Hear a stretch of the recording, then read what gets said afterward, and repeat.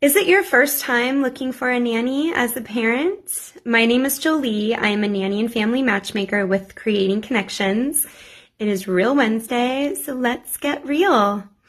So if you are out there searching for a nanny for the first time, it can be very overwhelming. You may not even know what you need. You may not know if you need a full-time nanny, a part-time nanny, a live-in nanny, a live-out nanny.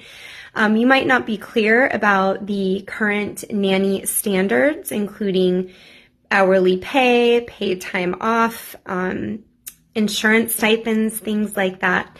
So this is where I come in. I'm able to support you with all of your questions. None are too small or too large, and be able to really help you form a position that's going to be desirable to nanny candidates with experience that you're looking for.